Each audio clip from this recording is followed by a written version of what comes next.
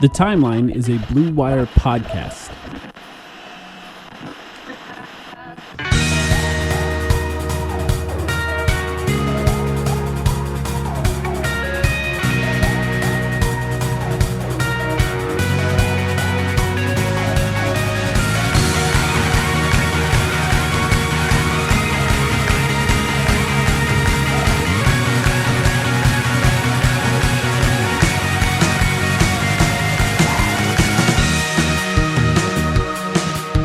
Welcome to the Timeline of Phoenix Suns podcast.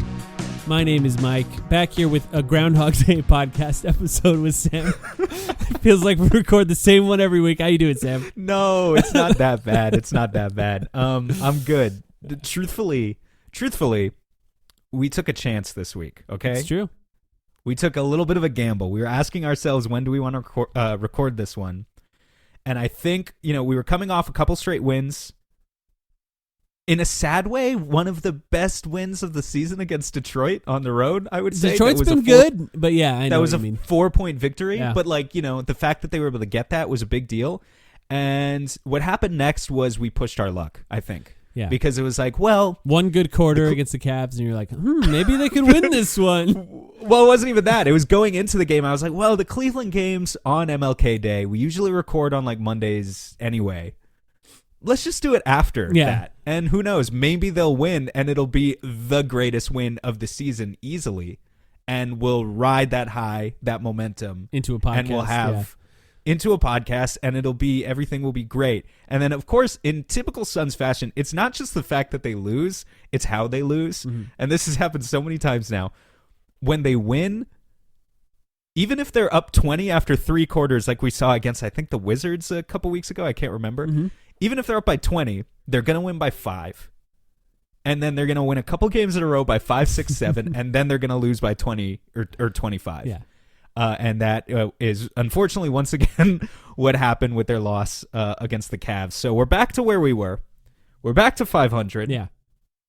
And I wouldn't quite say Groundhog Day because I do still think we have a little bit of positive stuff to talk about. Obviously, I don't think we've talked on the main feed since the Nick Richards trade. So that'll be the big thing this week. No, we have not. We haven't talked at all since the trade, since he's played at the very least. Since he's actually played, yeah. This will be our first time talking about, so that is new. And I was trying to think, and I should have looked it up before this podcast, but at this point, how many starting lineups has this team played? It must be in the double digits. Like, there's just so many different guys that have been in and out of the lineup, and obviously the major change of kicking Bradley Beal and Yusuf Nurkic out of that lineup. Of course, you start with Mason Plumlee. You start a second half with Oso Ighodaro in the starting lineup of the second half at the very least, and then now, of course, Nick Richards comes off the bench for his first game, and then immediately starts against the Cavs, the hardest team the Suns have played against so far this season outside of OKC. And Nick Richards is now seems to be firmly in the starting lineup. We're probably going to see him, as long as he's healthy, starting every game until, at the very least, the trade deadline. If they find another way to get a center that's better than him, which is a challenge, don't get me wrong, but if they find a way to do that at the trade deadline and upgrade to get a starter, then maybe he'll shift back to a backup role. But right now, he's here. We've seen 2 games. One awesome game against Detroit, and one game I think where he struggled against the Cavs. To be fair, the Cavs have Jared Allen, who might be an all-star this year and has just been awesome so far this year. What are your thoughts? How do you think Nick Richards has played so far on the Suns? First of all, real quick, I tried to pull up how many starting lineups they've had to answer your question this season, and Basketball Reference just lists them all out as like a game-by-game log. Tough. Doesn't actually give you the number, and I can't. It's definitely double digits. I think you're right. Yeah. I'm not going to count all those right now while we're recording, at least. As for Nick Richards, he gives and he takes. I mean, you can see it, right? Mm-hmm. Plus 22 against Detroit in a 4-point win. In a game where Mason Plumlee and Oso were really bad, Nick Richards had to play 29 minutes. And I think he even said after the game in the interview, Bud told him he would play. I don't think the expectation was that he would play 29 minutes. I think they were going to ease him into it a little bit more than that. He said that too after the game. Yeah, and then he turned out to be really, really awesome, and he made all of his shots, and he got to the free throw line. He embraced his contact, and he rebounded the ball well. And then even in the game where he was really bad, to go to the next one, minus 26. Yeah. In 22 minutes. Lots of bad fouls, multiple goaltending calls. You don't see a lot of times where there's multiple of those in a single game. Yeah, where Bud basically had to throw up his hands and go to KD at the 5 for large stretches of the game, which still didn't work, but it was better than Nick Richards being minus 26. I think you see a guy who clearly gives a lot of effort. He clearly jumps after the ball to point out, how he gets those goaltending calls in the first place. I think there is something ironic about the fact that EJ in particular has been begging Sun centers just to jump. Yeah. Just jump for all season long. Here's a center who jumps. The problem is he's not always going to get the timing right, but sometimes he is, and then he's going to get blocks. He always runs the floor hard. I do like that. Yeah, it's true. He always does. And, to compare him to Mason there, I don't actually think Mason has ever had an issue with, at least that I've noticed, his effort. This year, it's just a lack of athleticism with where his body is at this stage of his career, and clearly they needed someone with younger, fresher legs, and Nick Richards is that. So prime he's Mason going to get down the floor. Would be really good on this team. He's just not prime 5 years Mason ago anymore. Yeah. So he's going to run the floor hard. I think he's got good instincts about where to be on offense, whether it's as a roller, as a dunker spot guy. I like the fact that he's embracing contact. Like I said, I think he's going to get to the free throw line a good amount given the kind of low usage role that he's going to play. But teams are going to test him and challenge him. And, I actually think like a big reason why Miami went zone, and we should talk about that actually. Did I say Miami? Cleveland. I just think about Spoelstra with defenses like that for some reason. Yeah, he's the type to do that. Yeah. Yeah, but big reason why Cleveland went zone and had such great success with the zone against Phoenix was to test Nick Richards, who is this big, athletic, but kind of lumbering guy who isn't really trusted to make decisions in the middle of the floor, like, say, even Yusuf Nurkic or Mason Plumlee or also Iguodaro. So, yeah, they tested him in some ways, and he was not up to the task in that Cleveland game. I'm glad you brought that up, the zone. I was actually surprised they didn't go to Oso there. Like, I thought that was actually a good opportunity to try to use Oso's playmaking in the middle of the floor, because breaking down a zone, right, is trying to get the ball to the middle of the floor for it when someone actually is capable of making plays. Oso is not perfect in that role because he's not capable of shooting or driving really yet. There's some drive to his game, but he can pass. And, breaking down a zone from the middle of the floor sometimes requires a good passer as well. So good off-ball movement, giving it to him in the middle of the floor could actually still create wide-open shots or shots at the rim from cutters if you can properly pass. But exactly what you said, Nick Richards, if he catches it in the middle of the floor, although he has made some nice reads in the pick and roll when there is a double, just a quick pass to a three-point shooter. Yeah, just to a wing shooter. He can do it. The he easy can make pass. the easy pass. Look, I think, when you catch it in the middle of the floor, pass, dribble, shoot, right? We need a guy who can do more than one of those things, and unfortunately, Oso still is kind of only a guy who does one of those things. Yeah. If he was shooting higher than 40% on the floater from 15 feet out, then I would say, yeah, you have to play him against a zone. I think there are bigger issues against the zone, by the way, than just Nick Richards, actually. I am glad we're having this conversation now because, Dwayne Rankin picked up on this, and he asked KD about it after the game. Did you see this quote? No. That was just posted? I know they're talking about it in our Discord, and I saw some conversation about it on Twitter too. KD had a long response to it, so I don't want to, I don't have the thing in front of me, but I'm just going to paraphrase part of what he said. He said, we don't play against zone every game, and then he said, we don't have a zone package yet, and he kind of laughed when he said that. Yeah. And that was kind of a really scary, kind of embarrassing thing to hear out of your star player. And I don't even blame KD in particular for it as much as I blame kind of everyone on the team equally, and that includes obviously Budenholzer, because it's his job to prepare them for those types of situations.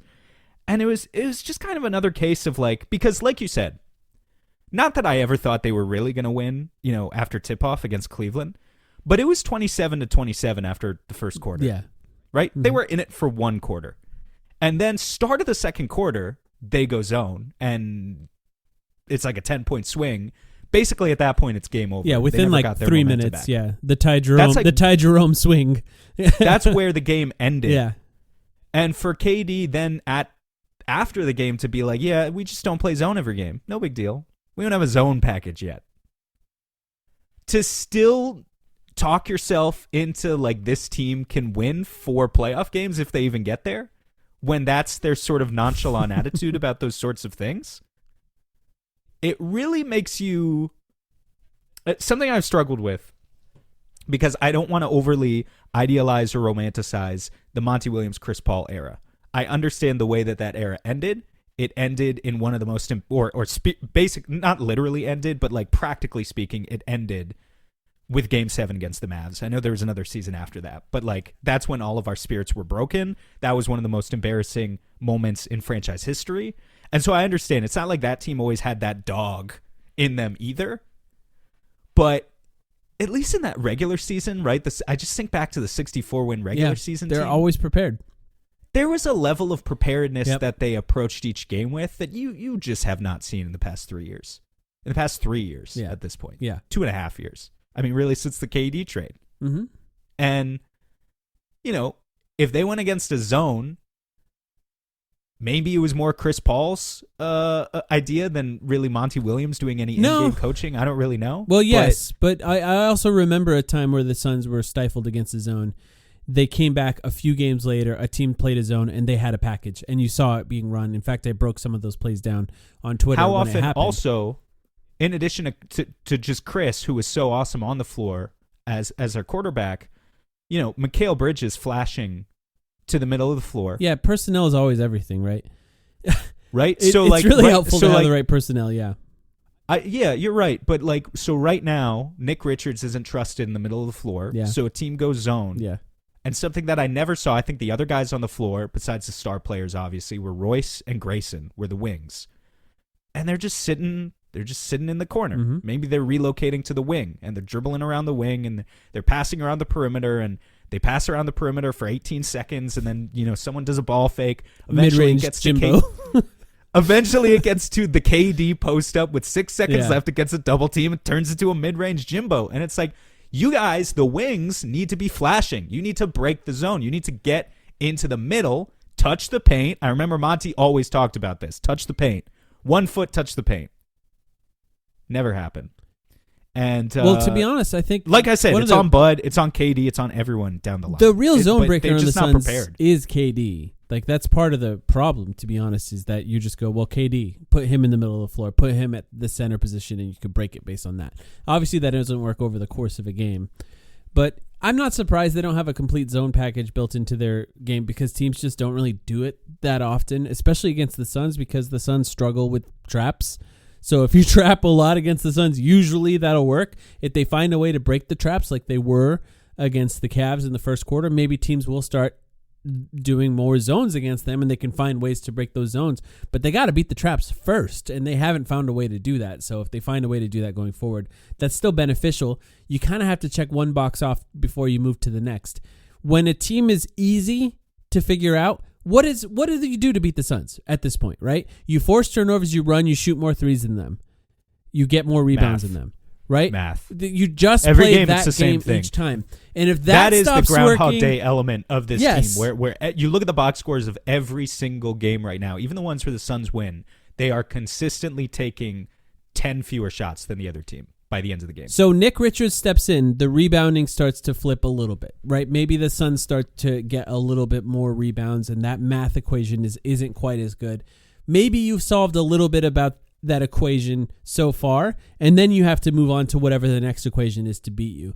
But you don't really have to move on to whatever the next one is until you solve the first one, because it's still pretty easy to beat you that way. So I don't really blame them for that, because to me, it's like there's so many other problems with how every team can play against them, just more effort on running. Well, yeah. And again, I have no particular qualms with them losing to the Cleveland Cavaliers. The Cleveland Cavaliers are 36-5, 37. What are they? They're really good. Yeah, I think they definitely have single digit losses. So that's pretty good. And you're right. Yeah. It's not a bad thing to lose against them. But it's the way they lose. Right. And It's the way we just feel so far removed from even being in the pretending conversation, let alone the contending conversation. Like, we are just not in the same. Maybe we have the same talent on paper as them, but also, again, they were missing. We were basically at full strength because Yusuf Nurkic playing, I still count that as being full strength. Yeah. He's a negative. If anything. Although maybe you could talk yourself into he could come back after reconditioning or whatever and be a backup center. I don't think so. I think he's a negative. Cleveland was missing Evan Mobley, Okoro, and Karis LeVert, which is 3 of their top 8 players. And Mobley's been amazing this season, yeah. So and you lost by 26. It's a good for Suns fans, I think, every once in a while to see what a real good team looks like. Because if you still have faith in this team to make one trade and be that good, I think your view on the team is a little bit broken when you play a team like the Cavs, and you just see how big the void is between what the Suns are and what the Suns could be in this current iteration, and what a real championship contender can look like so far this season. And don't get me wrong, the Cavs are clearly far and away the best team so far in this regular season. There are still contenders that aren't as good as that. But in order to win a championship, you still have to beat one of those teams. And the Suns are not anywhere close to that in their current. And that's post Nick Richards, right? It clearly wasn't the one move that's going to make it possible. They will get better with Nick Richards. And I don't blame Nick Richards for any of this. I think coming to a team right away, especially if you're talking about you're trying to get him up to to the proper offense that they're trying to play, and then all of a sudden they're playing a different defense against them with a new player on the team. Nobody's going to be ready for that, right? You're trying to integrate him. Now they're playing his zone. Nobody's going to be ready for that. So you find ways to integrate him slowly over time. He's going to get better. He's going to play better. He's clearly much bigger, much faster, much longer than any current center on the team, and that's going to benefit him. He's not really much smarter. Like, you can't really count on him to make plays with the ball, but that's okay. You can see how it still benefits the team in a game like Detroit. But there will be times where they have to take him out of the game still, and they have to come up with solutions in other ways, like they did with KD at center. Overall, just to wrap up the Nick Richards conversation, which turned into a conversation about the current state of the team, I do think that there is a chance that he plays better on the Suns than he did in Charlotte. Charlotte fans are, and look, a lot of fan bases do this when a player gets traded. They're just like, good luck. You'll see what it's like to actually have him on the team. But there is like this heavy weight of expectations when he's a high draft pick for the Charlotte team that was tanking, right? They expect him to be kind of a star. The Suns, and as an organization and fans don't.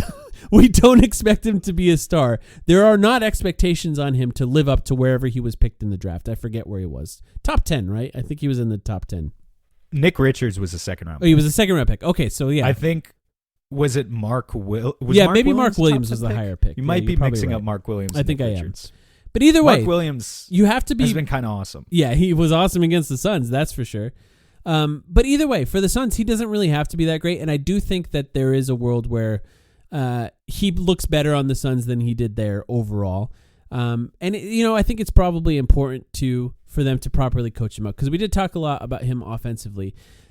Defensively, he gets away with a little bit more than any of the Suns players can currently get away with, just by being longer and taller and more athletic, in that it's just a little harder to shoot over him, right? He's bigger, he's longer, and he can move a little bit faster. There is obviously some coaching that needs to be done there in order to see what he can actually do as a center in pick and roll defense. Bud is known for that drop defense that he was able to instill in that Bucks team. And if they can find a way to make Nick Richards a little bit better at that, I think it could be kind of interesting to see. I think they could be better defensively, I guess is what I'm saying. Do you agree with that? Yeah, no, absolutely. He has the tools to make them better defensively. And just speaking to what you were talking about in the first place, like, he has more to play for. Now, I will say that's not inevitable. Anytime a player goes from what's effectively a tanking team or a rebuilding team to a hopeful playoff team, they obviously have more to play for. Doesn't always work out, and I think you could have some questions about the Suns' culture and their ability or their track record to bring in players in the type of situation as Nick Richards and really form them into kind of like the next stage of their career. So like it's not inevitable. I will say money is a good incentive with these guys too, right? And I think Nick Richards, like, from what I can tell, just watching some interviews with him, he's like kind of this soft-spoken, seems like a nice guy. I don't know how much like, money is really the incentive for him versus winning or whatever, but I will just say he's on a 2-year contract currently that's worth $10 million total, and he's never had a payday, and he's about to be 28 years old, and I have every reason to believe the Suns are committed to keeping him through next season, right? And featuring him as some part of their, I think core is a loose word, but like he's going to be some part of their main rotation for the next 16 months. And the better he plays, the more effort he shows, the more chances he's going to have to earn maybe his only big NBA payday, right? Like if you envision like he's in his prime. Mid-level a mid-level exception type contract, which these days is like $13 million, could be on the table for Nick Richards if he shows out and this team makes the playoffs and he proves himself to be, a really functioning piece of a good defense. They just have a long way to go to get there. But I think the motivation is there for him for sure in a way that it wasn't in Charlotte.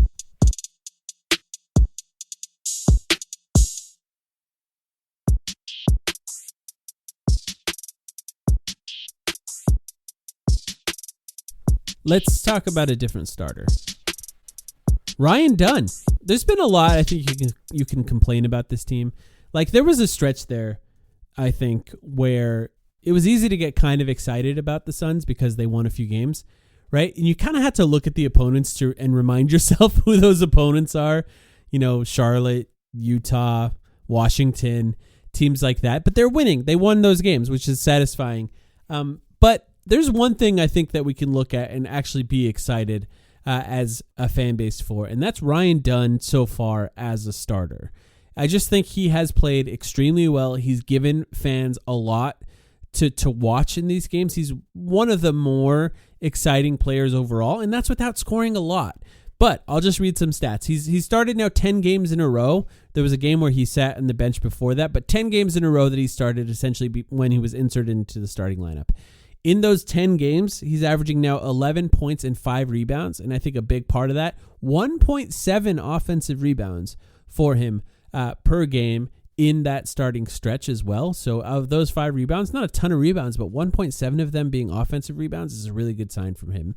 How many minutes? 20. It's like 28 or 27 or something like that. Yeah, or maybe 24. Okay. I don't know. I don't have it in front of me, but it's in the 20s. It's not over 30. Yeah, okay. I would say 5 rebounds for a guy of his size at 27 minutes a game. It's pretty good. Yeah, not bad. It's pretty especially good. 1.7 offensive rebounds. It's really impressive. Yeah, depends on what position he's playing. If he's playing the 3, that's pretty good. If he's playing the 4, okay, it's not so good. But, I think there's potential there for sure. And some of those offensive rebounds have been, like, nice putback dunks. Yeah. Like some of them really have been great one real highlight plays. The only fun play against Cleveland. 51% from the field in that time, which I think is a really important stat. 37% from 3. Also important. He's back to hitting some of his threes again. Still hasn't increased his overall 3-point percentage in the season a ton, but now hitting it at a pretty high rate as a starter.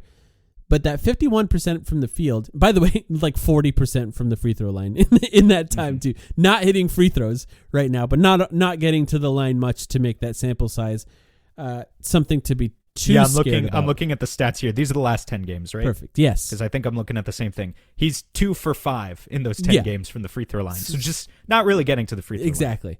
Not for the lack of trying. I mean, he's in there battling a little bit, but he doesn't have a lot of opportunities with the ball. But what I find really impressive about that, 37% from 3, really important. 51% from the field, I think, is actually really great for him because he, I think, over this last 10-game stretch, has found so many more ways to be available as a scorer for this team. And that's come in a couple of different ways. But first of all, in transition, he's running out in transition. He's finding ways to get dunks in transition. Not a ton, but like doing it every once in a while for a team that doesn't generate a lot of turnovers is still really important. He's young. He's athletic. He gets above the rim. He can find ways to do that.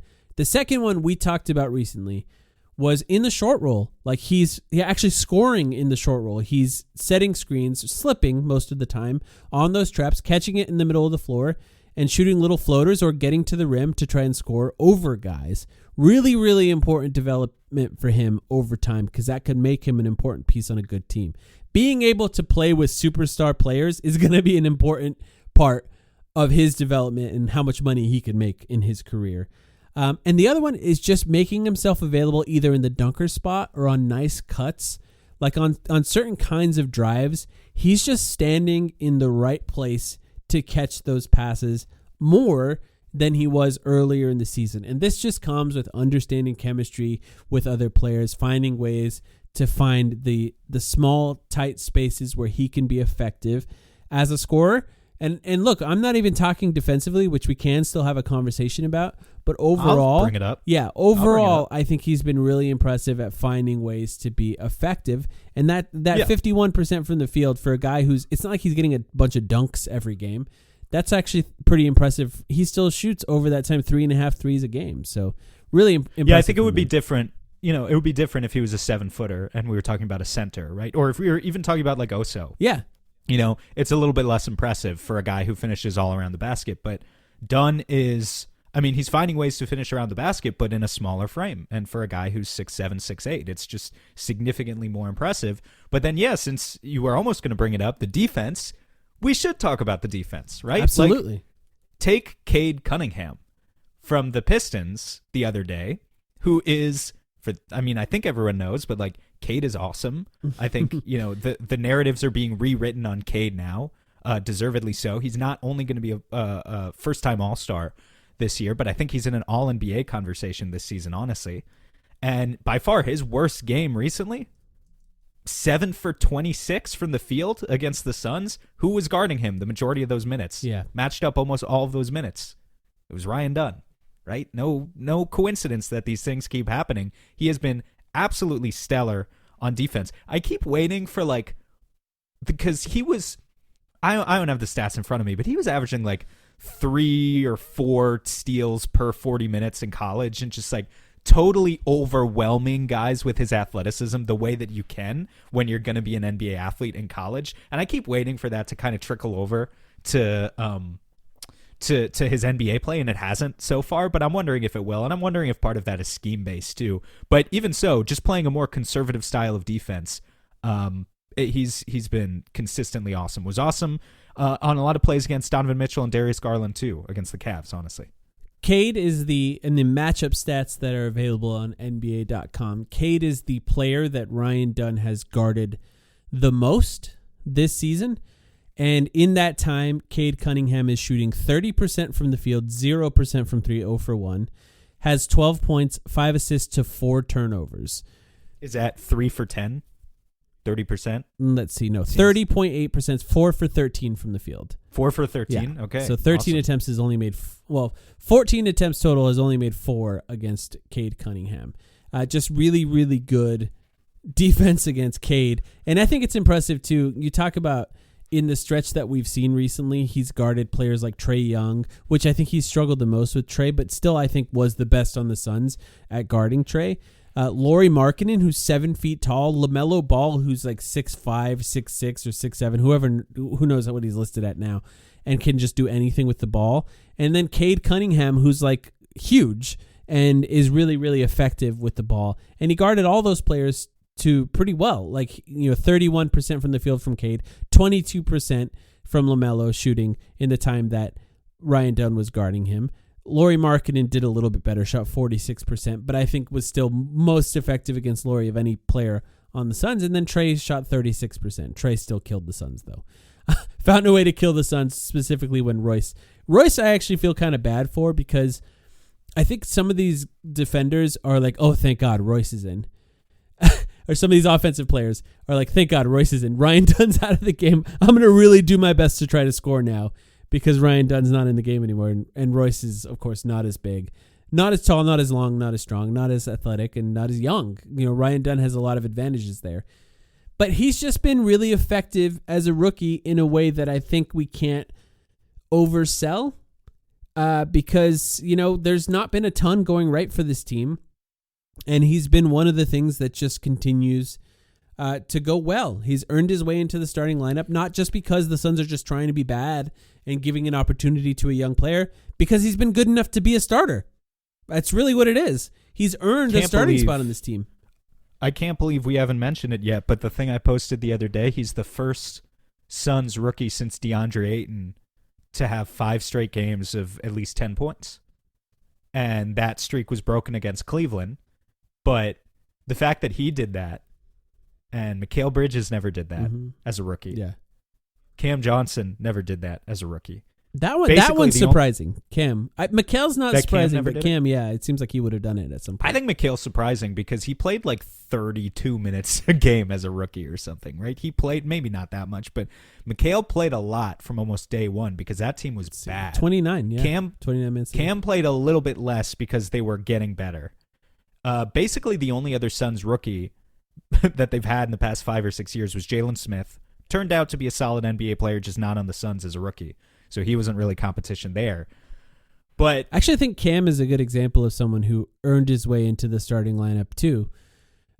Merit-based, totally. Yeah, because Cameron Johnson, well, it was also injury related for the Suns in that Kelly Oubre was injured, and then Cam Johnson stepped in, and that's literally when the Suns started playing well, is when Cam Johnson stepped into that starting lineup, and then, of course, the bubble run, which came after that, where Cam Johnson started every game in the bubble and was just awesome.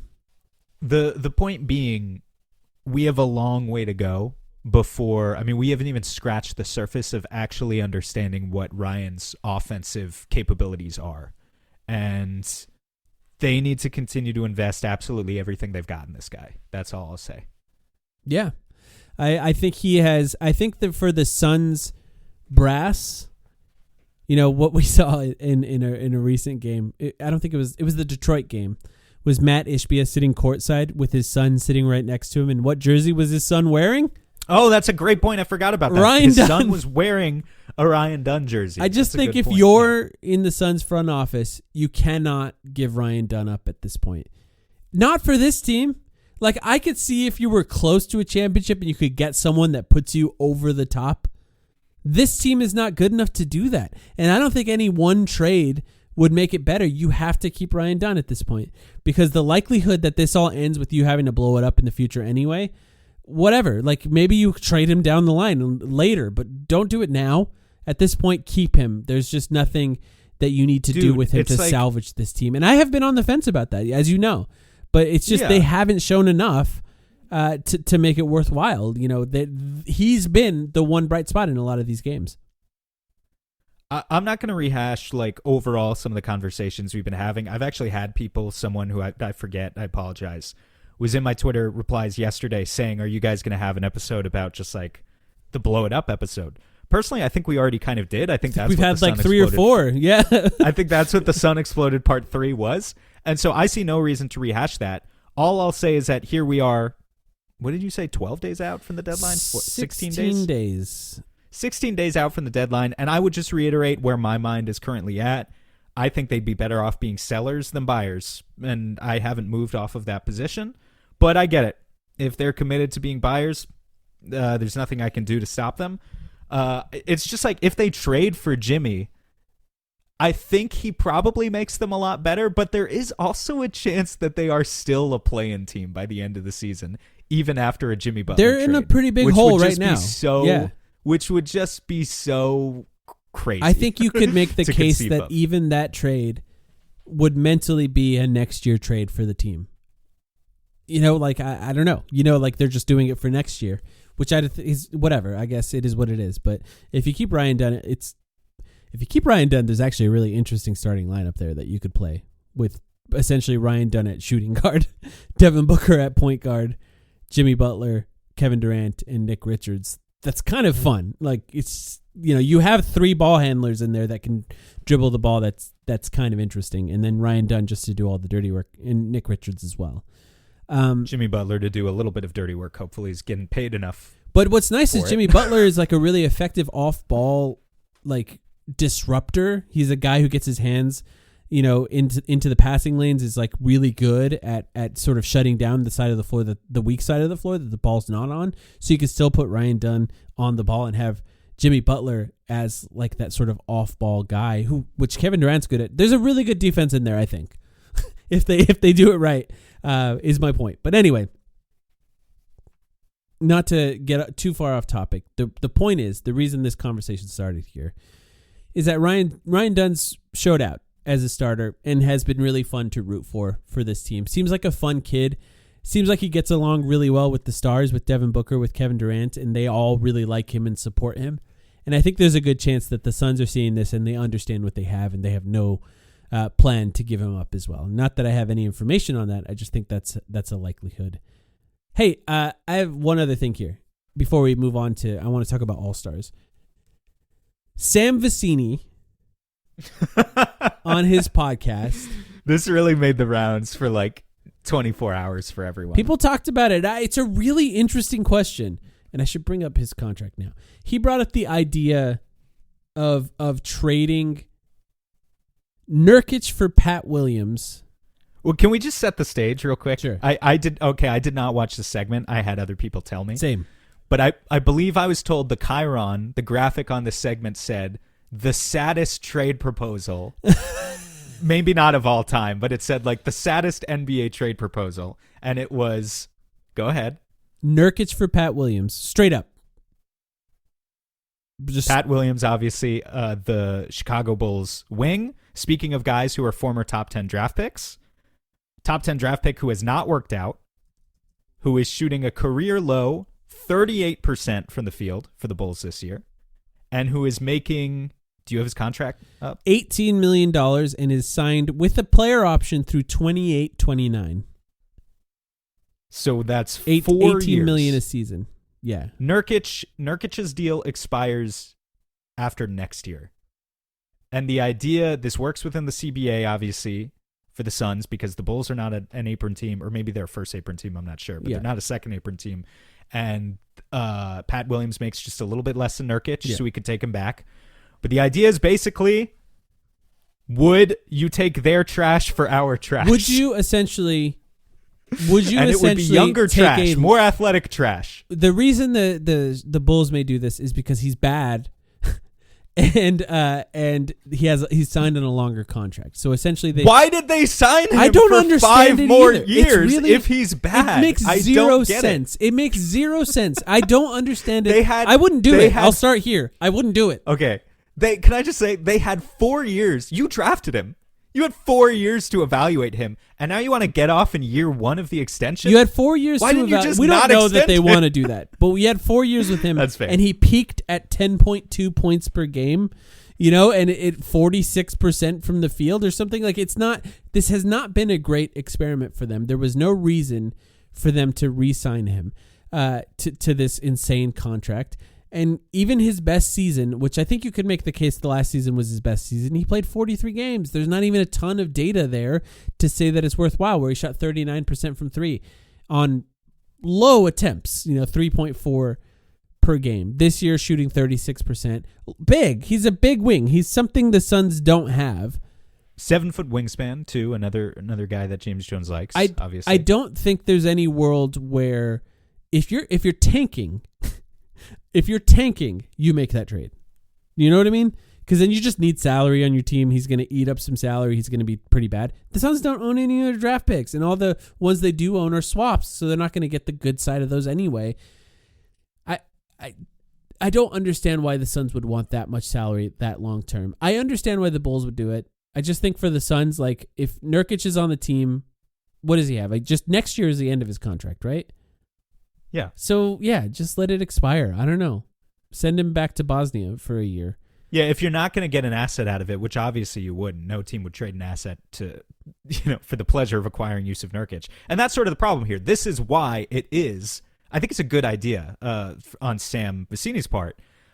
This is why it's the saddest proposal ever. Yeah. Because it's, how can you get two negative assets to be traded for each other without attaching assets on either side? And maybe that's how you do it. With Pat, some people would make the case he would play for the Suns. I think that's true. And Nurk is not playing. Yeah. Would he make them better? I'm not sure. Probably not. Would he? Are And you sure also- he'd play? Who would he play over? Well, they just lost to Kogi.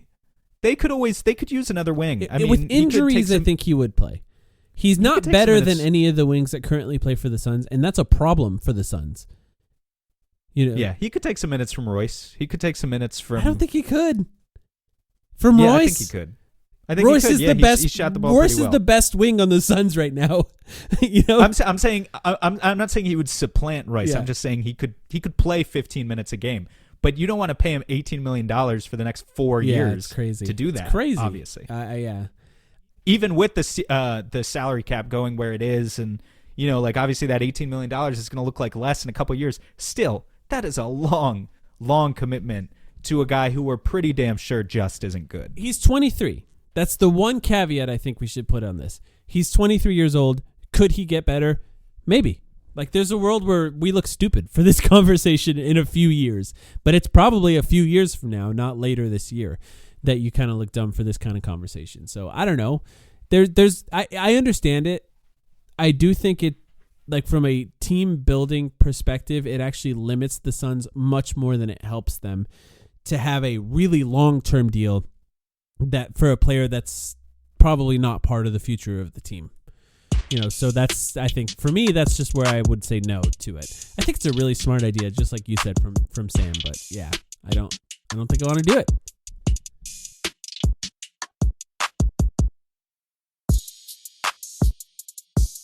You want to talk about All-Stars? Yeah, voting ended, right? Yes. I think voting ended yesterday. So we should get the starters announced pretty The soon. and then 23rd, I reserves- looked it up, 2 days from now. Reserves will be announced not long The after 30th, that, maybe a week. later. Yeah. So that's when we're going to know about the All-Stars. The question is, of course, will the Suns have one? Will they have two? Or will they have any? I think based on the votes, we're pretty sure KD is going to be in there, right? Like, I don't know exactly how they make the decisions based on the votes, but KD's pretty high up there in the voting. So I think what's funny is KD started second in the front court voting in the first ballot return that I saw, behind God, I can't even remember anymore. Was he behind Jokic? Yes, LeBron. I don't know. No, he was ahead of LeBron at first. Yes, that's and then right. LeBron overtook him in the most recent. So KD is now third in the fan vote, but obviously there are 3 front court players who get to go anyway. And I think he just deserves it. Like, the coaches are going to see that. Yeah. The players who make up part of the vote are going to see that. They love KD. KD's in. Like, I think so too. There's no way he's not in. The question is Devin Booker now. Will Devin Booker make it? He's not making it based on the votes, the fan votes. The question really is, has his last 2 weeks of play done enough to get him in there? Because I think he's been pretty sensational, I think, for the last 2 weeks outside of this Cavs game, where he was arguably the worst player on the floor for the Cavs game. With this, really, it sucks, man, because he's been playing so well, but then he really needed like an exclamation point, 50-point against game the best winner. team, yeah. The 50-point triple-double on the road against the Cavs, like, would have gotten him in there, and instead we got 15 points and 7 turnovers or whatever it was. Rough game for him. 25.5 points per game now. 6.6 assists per game on a little over 58% true shooting for Devin Booker so far this season. I, of course, did a stat head query. There are 6 players currently this season averaging 25 and 6 on 58% true shooting or better. 6 players, 25 and 6, 58% true shooting or better. Are you ready to guess those 6 players? Booker is one of them, so really you only have to guess. I gotta 5. guess. Yeah. All right, Booker's 1. 25 and 6. 25 and 6 on good true shooting, close to 6. Okay. Jokic. Yep. Shea. Yes.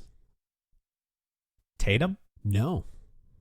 Not 58. I don't know that he has not the 6 6 assists. No, he wouldn't have the 6 assists. You're right. And Book's at Okay. 6.6, by the way. So Sorry, I went Bill Simmons there for a second. good guess. Yeah, I guess. Okay, wait. Fuck. Now I'm gonna embarrass myself. Jokic, Shea, Book, Luka. yes. Okay. There's 2 more. There's 2 more. One of them is a Fox. former MVP.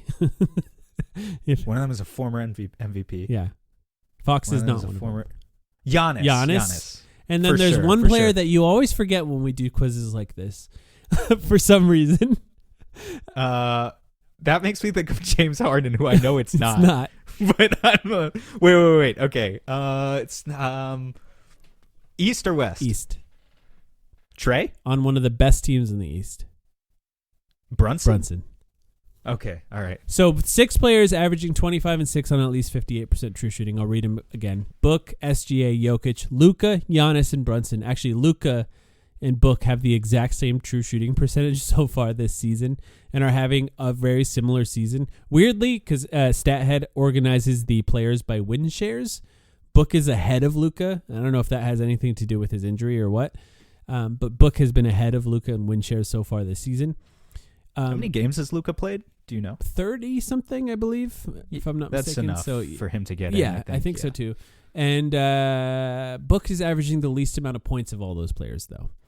So I think that's something that should be factored in when looking at this. And I brought all this up because, first of all, I wanted some perspective for myself just to see how he's actually playing versus other players so far this season.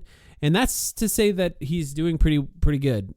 It is, I think, a thing with Booker where this is just not as good as he's been recently.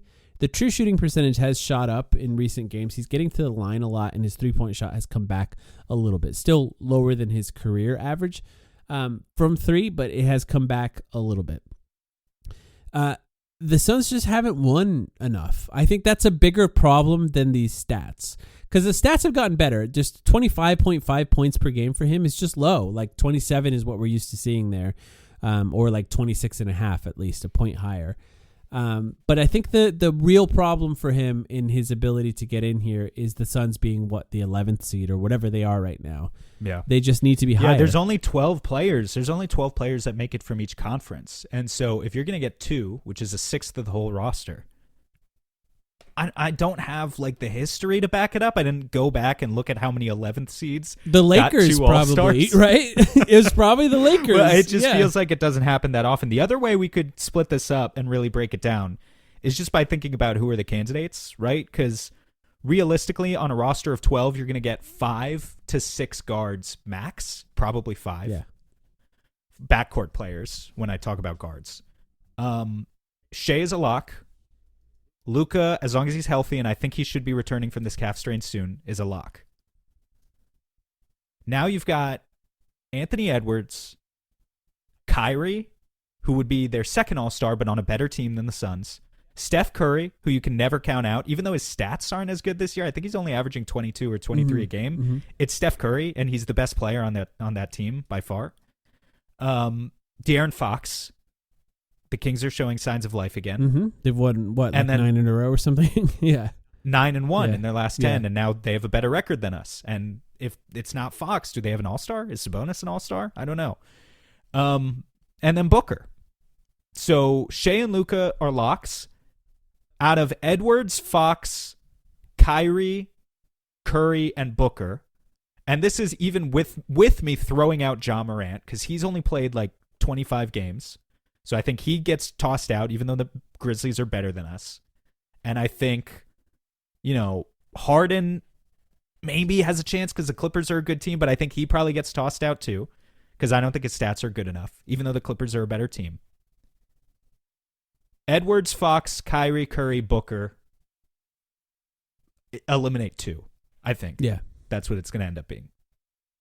And I think probably Booker's going to end up being one of the 2 on the chopping block. Maybe him and Fox. I don't know. I really don't Curry? know. I think it's interesting to have coaches vote. And look, the coaches, I don't know how seriously they take it, but like, who do the coaches think about the most in this scenario? I'm going to read to you the top 10 players in the NBA so far this season by EPM. And don't get me wrong, I'm just looking at all these. I'm not saying that any of these are like good enough to decide who's an all-star, but like I do mostly watch the Suns, right? Like I watch every Suns game, and then I watch. Well, you were here at my house, Sam. You know I have basketball on pretty much every day, but I surf around a lot. Like I'm not watching every team really closely. I just watch a lot. EPM is going to give you some weird results. I'm going to guess number 1, Peyton Pritchard. No, it's pretty good actually. This EPM so far. this season. I think it's a good representation of the season so far. But I do find it interesting where Devin Booker lies, and you'll see. So number 1, Jokic. Number 2, SGA. Number 3, Luka. Number 4, Joel Embiid, which I think is interesting. Number 5, Giannis. 6, Tatum. 7, Franz Wagner, who's been excellent. 8, Donovan Mitchell. 9, Victor Wembanyama. 10, Steph Curry. Huh, yeah. And then 11, Devin Booker. So based on EPM, where's KD? They sort of rate Devin Booker as the 11th best player so far this season. KD is... Where's KD? Where is he? He's out of the top 100, isn't he? Significantly lower. I'm just he's between... around. People are going to hate this, but he's between Derek White and Darius Garland. So far, it's like probably in the 30s. He's lower. I'm not going to count because it's not numbered. Yeah. But Devin Booker is 11th. If we're looking at just it's a fun day to be an agent of chaos. Yeah. If we're looking at just Western Conference guards that are above Devin Booker in that, you have SGA, you have Luka, you have Steph, and then you have Devin Booker, and then of course you're talking about Kyrie Irving's just below, a few spots below Devin Booker in this. And then you get to Ja Morant, Anthony Edwards, they're lower. Anthony Edwards not very high on this, which is kind of interesting at the very least if you value these statistics, which I do. I think the people that make them are actually doing about as good of a job as you can do so far. But interesting spot for Devin Booker so far. I don't know that he's going to get it. I do think that if I look at his stats within the context of the season, I actually think he's doing better than I realized. When I looked at EPM, when I looked at his stats compared to the rest of the league, I thought he was playing a little bit worse. And I think that's mostly because of his play in the last few weeks, because he was doing worse.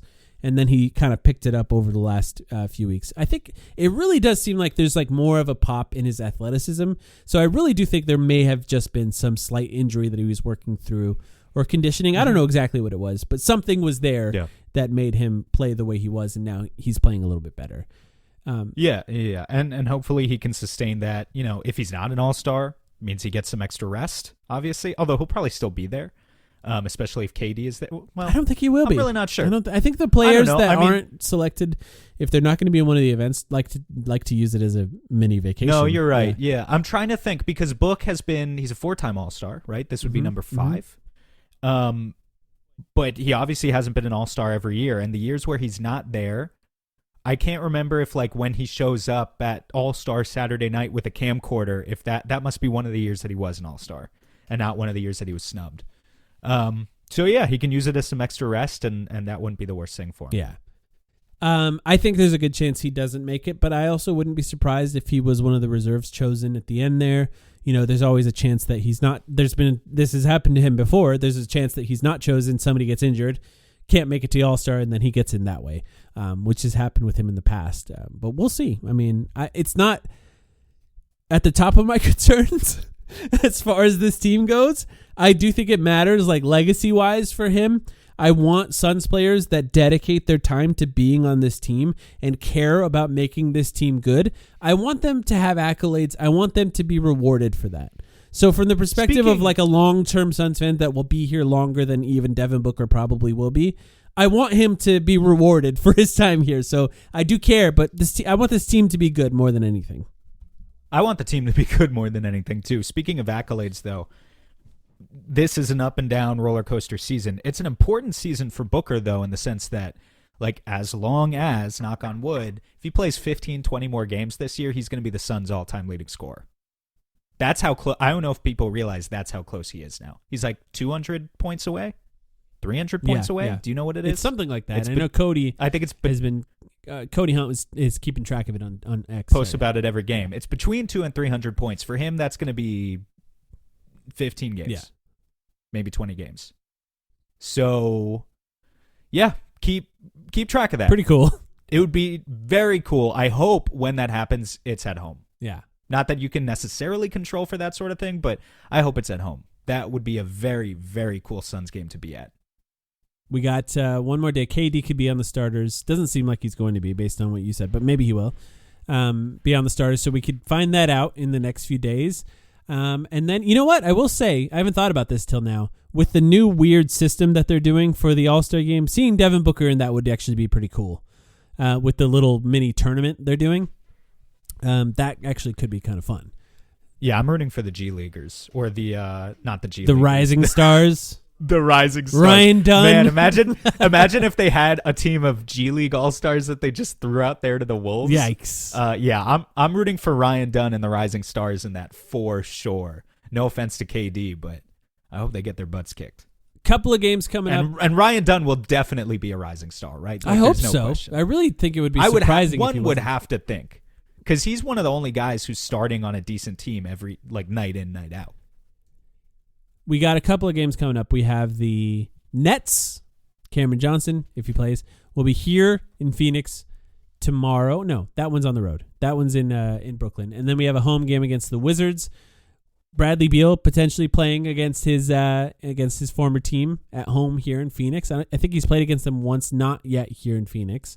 And that's Saturday. We're going to watch that one on playback. So join us on Saturday, 7 p.m. to watch the Wizards-Suns game together on playback. You got anything else before we go? 16 days before the trade deadline. Any thoughts about that?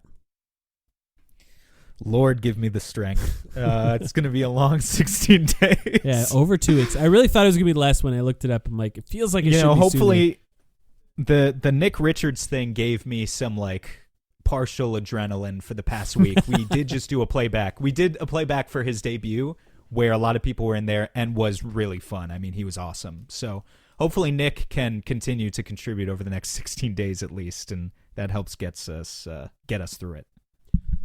All right. Well, everyone, thank you for hanging out. We'll be back with a Patreon episode in a few days. If you'd like to sign up for that, patreon.com/thetimeline. Of course, you can get extra episodes every week, plus access to our Discord where we talk about basketball and all kinds of other things. We appreciate you all. We'll be back very, very soon.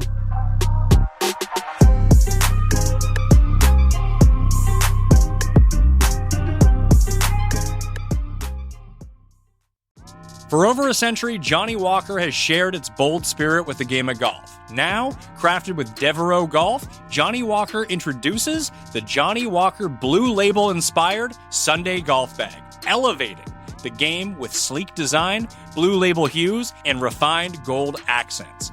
Celebrate your hole-in-one with a premium Sunday bag crafted by Devereaux Golf. Submit proof of your achievement to johnnywalker.com/blue-in-1. Please drink responsibly.